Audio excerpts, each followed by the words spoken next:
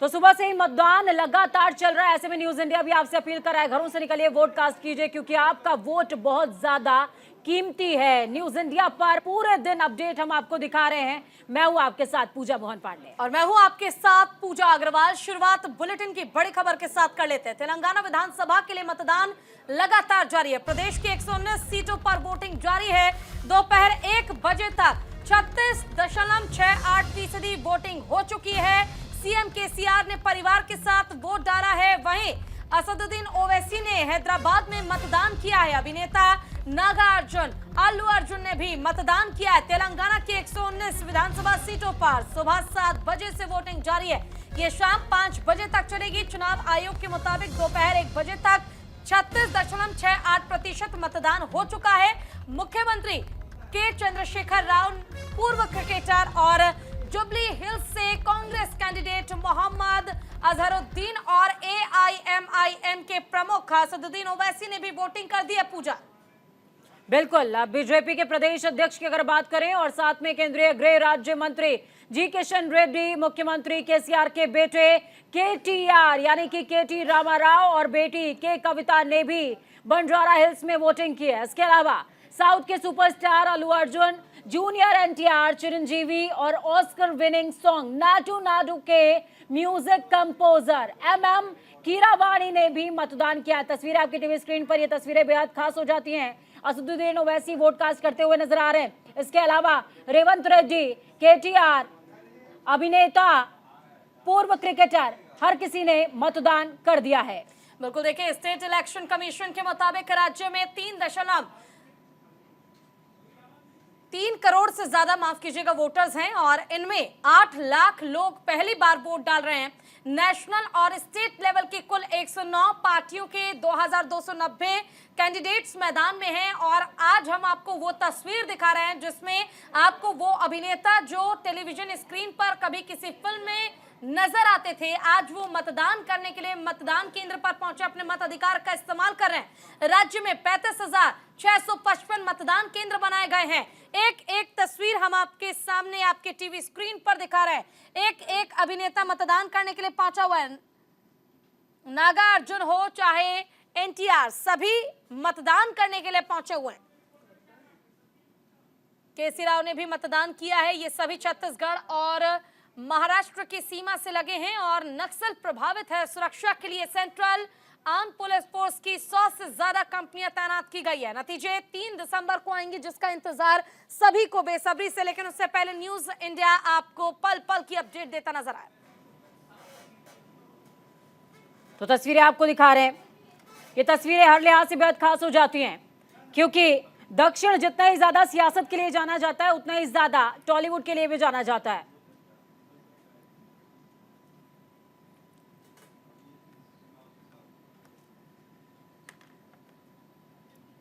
तो मतदान के बाद दिग्गजों ने क्या कुछ कहा है, किस तरीके से अपील करी है, हम भी आपसे अपील कर रहे हैं, घरों से निकलिए, वोट कास्ट कीजिए।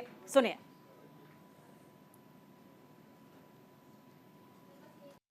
Well, United Nations recognized the development model of Telangana. Oxford University recognized the development model of Telangana. If Rahul Gandhi does not understand the reports of United Nations and Oxford, it is up to him and his party's team to understand and tell him that this is recognized and acknowledged worldwide. Just to make a political allegation, Rahul Gandhi ji should not do it. He should stop conning and lying to the people of this nation, because everywhere he went and made tall promises, he failed those states miserably, starting from Rajasthan to Karnataka to Madhya Pradesh. So the people of Telangana will not believe him. Very confident we are going to hit a century. I'll see you back on the 3rd. सबसे अनुरोध करना चाहता हूँ, उसको ठोक कर करो, इसको ठोकर मारो, पैसे को लिख कर को। आपका मन में क्या चाहिए, आपको मन क्या चाहते हैं, व्यक्ति कैसा है, पार्टी कैसा है, ये देख के वोट डालना। लिकर से, शराब से, पैसे से वोट कभी नहीं डालना। भगवान आपको यह अधिकार दिया है, आपका मन के विचार के आधार पर वोट डालिए। एक अच्छे सरकार लाने के लिए सभी लोगों का जिम्मेदारी है। आप बाहर आकर अपना वोट को इस्तेमाल करते हुए अच्छे एमएलए को, अच्छे सरकार को लाने के लिए पूरा सभी लोग मन से सोचकर प्रयास करना चाहिए, आगे वोट डालना चाहिए। सभी मेरे निज़ामाबाद के पार्लियामेंट के मेरे भाई बहन सब बाहर निकलिए, सादा संख्या में वोटिंग में पार्टिसिपेट करिए और अपना जो लोकतंत्र है उसको और मजबूत करिए। तो देखिए असदुद्दीन ओवैसी हैदराबाद में उन्होंने मतदान किया, अपने मताधिकार का इस्तेमाल किया। इससे पहले कई बार वो अपनी प्रतिक्रिया जब देते नजर आए तो आपने देखा होगा, चाहे बीजेपी हो चाहे कांग्रेस हो, हर पार्टी पर वो लगातार आरोप लगाते नजर आए हैं। हालांकि जब वो मतदान केंद्र पहुंचे तो आखिर उनका किस तरीके से रुख रहा वो हम आपको दिखा रहे हैं। अब तक 36 से ज्यादा मतदान हो चुका है, लेकिन अभी भी अगर हम स्पीड की बात करें तो वो कुछ स्लो है, सुस्त स्पीड नजर आ रही है। लेकिन अभी भी लोगों से अपील करता है न्यूज इंडिया कि आप अपने घर से निकले, मतदान करें। देखिए पिक्चर भी क्लिक कराते नजर आए ओवैसी। तो ओवैसी की तस्वीरें आपको दिखा रहे हैं टीवी स्क्रीन पर। असदुद्दीन ओवैसी बयानवीर इनको कहा जाए तो गलत नहीं होगा, सियासत के दिग्गजों में से एक हैं और 7 सीटें 2018 में इन्होंने अपने खाते में लेकर के आए थे, लेकिन इस बार इनका उत्साह बहुत ज्यादा बढ़ा चढ़ा हुआ नहीं है।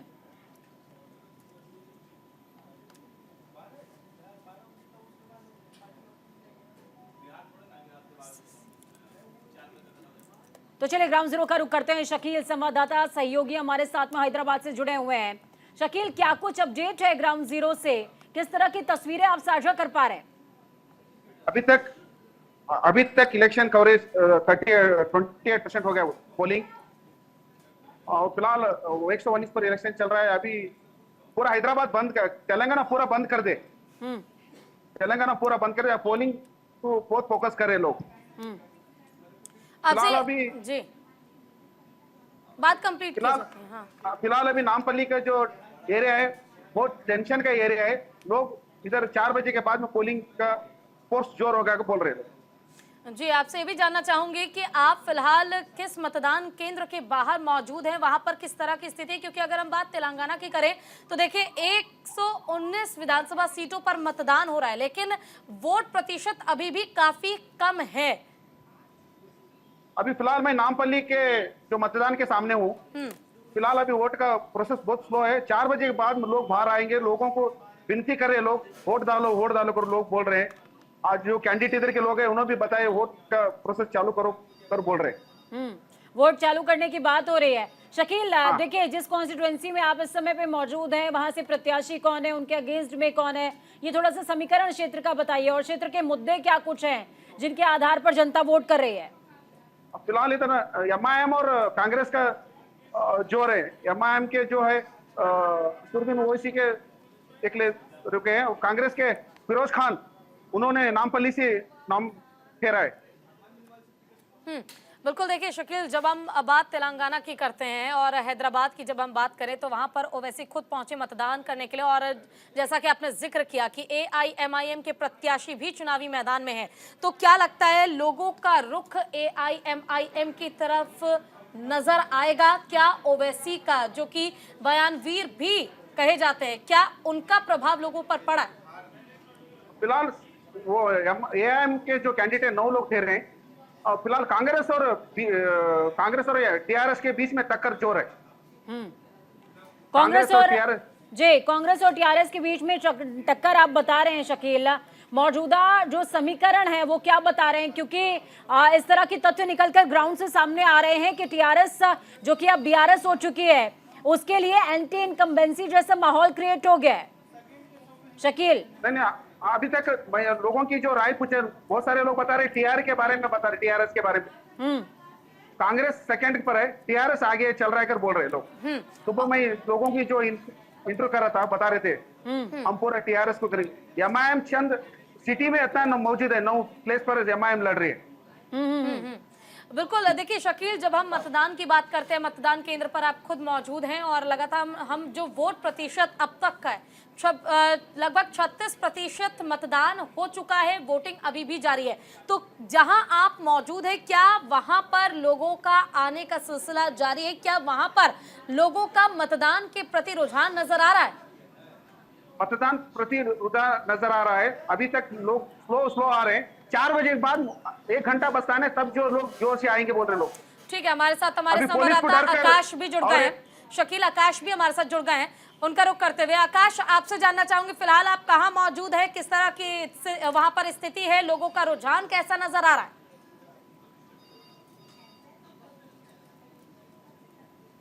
आकाश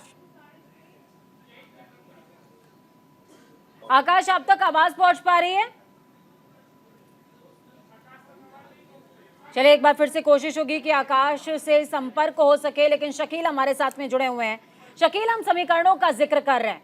कहा जा रहा है कि तेलंगाना के चुनावों में एम फैक्टर बहुत ज्यादा हावी है और लास्ट में बीजेपी ने जिस तरीके से ऐलान किया कि अगर वो चुनाव जीत जाते हैं तो अल्पसंख्यक मुख्यमंत्री होगा, इसका भी प्रभाव बहुत ज्यादा पड़ा है। क्या वोटर्स के बीच में ये दोनों फैक्टर्स आप महसूस कर पा रहे हैं क्या?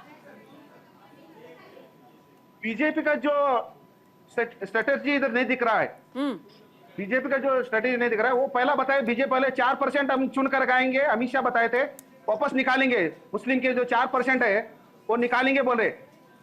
ठीक है, हमारे साथ हमारे संवाददाता आकाश तेलंगाना से एक बार फिर से जुड़ गए।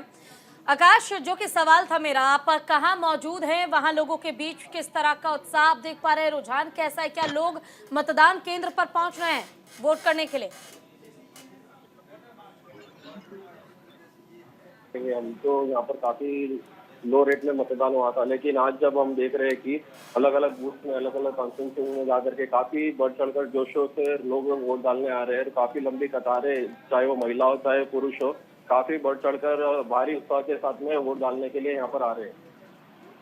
ठीक है आकाश, देखिए एक सवाल शकील से था मेरा, वही सवाल मैं आपके पास लेकर के वापस आ रही हूँ। उस सवाल को मैं दोहरा रही हूँ क्योंकि अलग अलग जोन में किस तरीके से इस फैक्टर का इम्पैक्ट है वो जानना बहुत ज्यादा जरूरी हो जाता है। आकाश, एम फैक्टर यानी कि मुस्लिम फैक्टर का जिक्र बार बार सामने आ रहा है और साथ में बीजेपी ने जिस तरीके से लास्ट मूवमेंट में दाव चेंज किया और अमित शाह की रैलियों के दौरान ये सुनाई दिया कि अल्पसंख्यकों का नेतृत्व नजर आएगा अगर वो चुनाव जीत जाते हैं तो क्या इस एक बयान के बाद बीजेपी को कुछ हद तक राहत मिली है, ग्राउंड पर मतदाताओं का रुझान बढ़ा है क्या? जी, मैं आपको बताना चाहूंगा कि जिस तरह से बीआरएस ने 4% रिजर्वेशन मुस्लिम के हक में बात की थी, वहीं पर किशन रेड्डी ने प्रेस कॉन्फ्रेंस में बताया है कि अगर बीजेपी सत्ता में आती है तो वो मुस्लिम रिजर्वेशन को कैंसिल कर देंगे। तो उसी को देखते हुए यहाँ के जो मुस्लिम के क्षेत्रों में, जो मुस्लिम इलाके है, वहाँ पर काफी लोग नाराज है उस बात को लेकर के, और साफ तौर पर देखने को मिल रहा है कि जो मुस्लिम वोट बैंक है वो पूरा बीआरएस पार्टी को पलटता दिख रहा है। बीआरएस पार्टी को मुस्लिम वोट बैंक शिफ्ट होता हुआ नजर आ रहा है। शकील हमारे साथ में जुड़े हुए हैं। पूजा, शकील से आप अगर कोई सवाल लेना चाहें। बिल्कुल शकील, आपसे जानना चाहूंगी, देखिए जैसा कि खुद पूजा ने भी जिक्र किया कि मुस्लिम फैक्टर काफी नजर आ रहे हैं, लेकिन आपने बावजूद इसके कहा कि बीआरएस जो है वो स्ट्रांग दिखती है, क्षेत्रीय पार्टियों का प्रभाव हमें नजर आता है। लेकिन जब जनसभा को संबोधित कर रहे थे प्रधानमंत्री नरेंद्र मोदी, उन्होंने तमाम बातों का जिक्र किया। उन्होंने कहा कि हमारे पास खुद केसीआर पहुंचे थे, उन्होंने बीजेपी के साथ हाथ मिलाना चाहा था लेकिन वो नहीं हो पाया। तो क्या बीजेपी जो दावे कर रही है कि इस बार जीत हमारी होगी और स्ट्रांगली वो लगे हुए हैं, क्या बीजेपी वाकई राज्य में सरकार बना पाने में सफल हो पाएगी?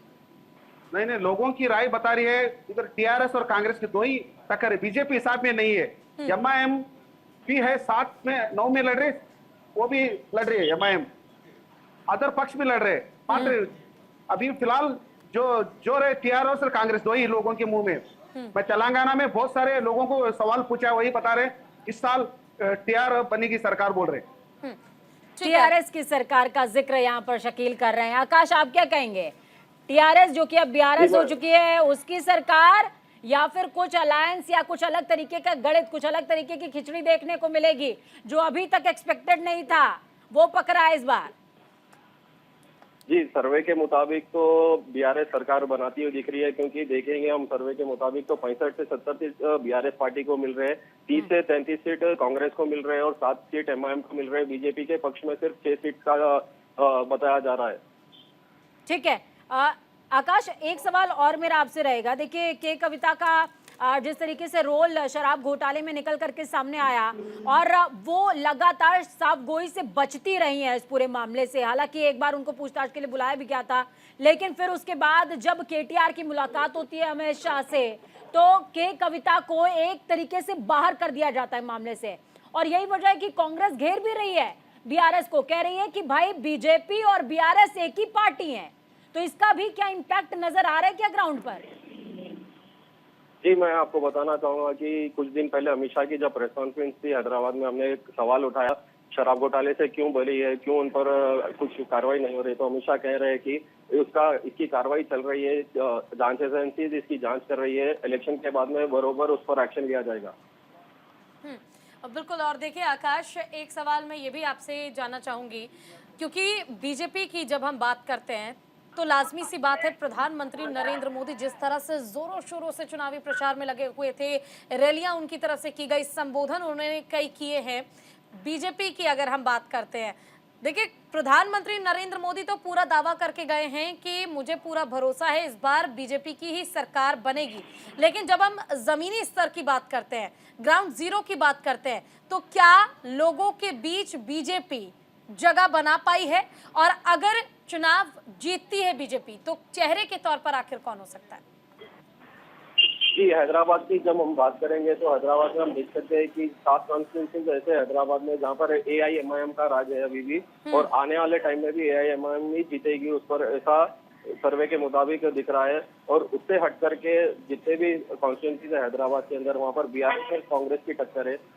अदरवाइज हट करके हैदराबाद से हम बात देखते हैं तो कांग्रेस वहाँ पर काफी लीड पकड़ रही है, या बता सकते हैं कि कांग्रेस को वहाँ से बाहर से फायदा होगा।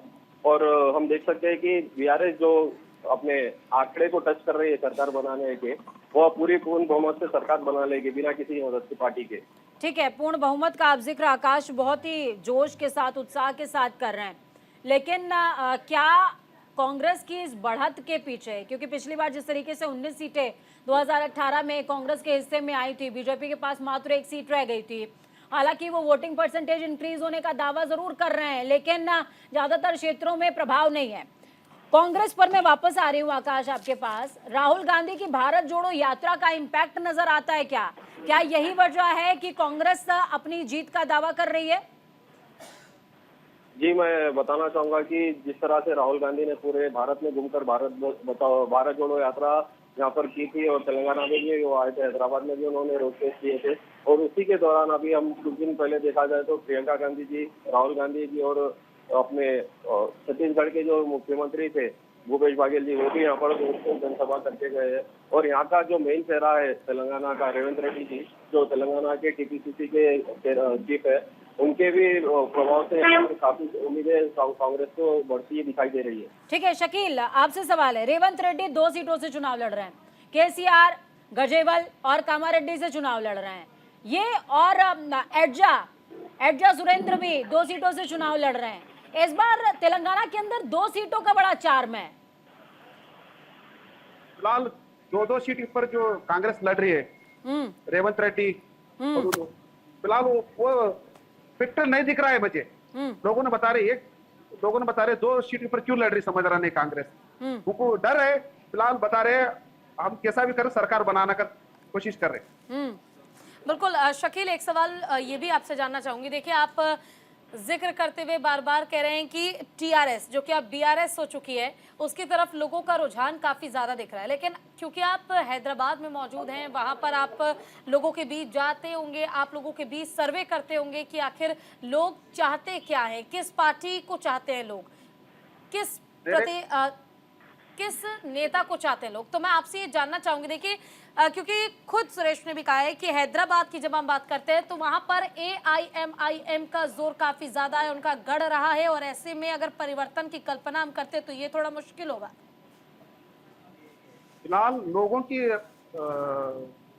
जो चाहत है TRS के बारे में चाहत है, सेकंड कांग्रेस है। कांग्रेस की सरकार बनी थी भी, उनको क्या फर्क पड़ रहा नहीं, लोगों के मुंह में वही बताए। तेलंगाना सिटी में जो मैं फिर चंद तरफ गया था, तेलंगाना के बारे में बताते। तेलंगाना सरकार जो KSR राव, उन्होंने बहुत कुछ डेवलपमेंट किया हैदराबाद में, हाईटेक सिटी बनाए, गरीबों को घर दिया, वही बताते लोग। अभी कांग्रेस में फिलहाल उतना बड़ा मास लीडर नहीं बता रहा है। ठीक है आकाश, आपके पास आऊंगे। आकाश देखिए 119 सीटें, 119 में से 103 प्रत्याशी दोबारा से रिपीट कर रहे हैं, यानी कि दोबारा से अपनी अपनी सीटों से ही चुनाव लड़ रहे हैं। कुछ जगहों पर डबल चुनाव लड़ रहे हैं, दोहरी सीटों पर चुनाव लड़ रहे हैं। तो क्या ऐसा माना जाए कि जनता इन प्रत्याशियों के काम से खुश है, या एंटी इनकम्बेंसी का दावा जो बीजेपी कर रही है वो है नहीं असल में? जी, मैं आपको बताना चाहूंगा कि जो 103 प्रत्याशी बाहर वापस से जो उसी सीट पर चुनाव जो लड़ रहे हैं वो पार्टी का निर्णय है, क्योंकि पार्टी देख रही है कि वापस से जो कैंडिडेट वहां पर था, जो पब्लिक के बीच में था, जनता में बीच में था, जो काम कर रहा है, उसी को टिकट दिया जाए। ठीक है, आप दोनों हमारे साथ बने रहिएगा। एक बड़ी खबर आ रही है वो बता दें दर्शकों को। तेलंगाना विधानसभा का कार्यकाल 16 जनवरी 2024 को खत्म होने वाला है। यहाँ पिछली बार दिसंबर 2018 में विधानसभा चुनाव हुए थे और तेलंगाना राष्ट्र समिति ने सरकार बनाई थी और के चंद्रशेखर राव दूसरी बार सीएम बने थे। टीआरएस का नाम अब बीआरएस हो गया है, जिसका जिक्र हम बार बार कर रहे हैं। इस बार के चुनाव में सत्तारूढ़ बीआरएस, कांग्रेस और बीजेपी के बीच सीधा मुकाबला होगा। साल 2018 में बीआरएस को 88, कांग्रेस को 19 सीटें मिली थी। वहीं बीजेपी एक के खाते में केवल 1 सीट आई थी और बीआरएस के राष्ट्रीय अध्यक्ष केसीआर लगातार तीसरी बार मुख्यमंत्री बनने के लिए मैदान में हैं। पूजा, बिल्कुल। तो वहीं गजेवल और कामारेड्डी सीट का जिक्र जरूरी हो जाता है। 2 विधानसभा सीटों से चुनाव लड़ रहे हैं केसीआर। दोनों ही सीटों पर उनके खिलाफ मजबूत प्रत्याशी मैदान में है, जिसमें से कामारेड्डी का अगर जिक्र करें तो कामारेड्डी में जो कांग्रेस के प्रदेश अध्यक्ष हैं रेवंत रेड्डी, वही चुनाव लड़ रहा है। गजेवल की बात करें, बीजेपी ने उनके खिलाफ इटाला राजेंद्र को उतार दिया। तो वहीं कामारेड्डी क्षेत्र में कांग्रेस के प्रदेश अध्यक्ष, जिनका जिक्र पहले से आपसे कर दिया, रेवंत रेड्डी चुनावी मैदान में है। बीजेपी ने तेलंगाना में अपने सहयोगी जनसेना के साथ सभी 119 सीटों पर चुनाव लड़ना तय किया है और लड़ भी रही है। पार्टी ने राज्य के चुनाव में 3 सांसदों को चुनावी रण में झोंक दिया है। करीमनगर सीट से पूर्व प्रदेश अध्यक्ष और सांसद बंदी संजय कुमार, बोथा से सांसद सोयाम बापू और कोरूतला से सांसद अरविंद धर्मपुरी को बीजेपी ने अपना उम्मीदवार बनाया है। इससे पहले पार्टी ने एमपी, राजस्थान में भी इसी तरह प्रयोग करते हुए कई मौजूदा सांसदों को चुनावी मैदान में वो उतार चुकी है। वक्त यहाँ पर एक छोटे से ब्रेक का होगा। ब्रेक के उस बाद खबरों का सफर लगातार जारी है। बने रहे न्यूज इंडिया के साथ, क्योंकि हमें राष्ट्र की आवाज।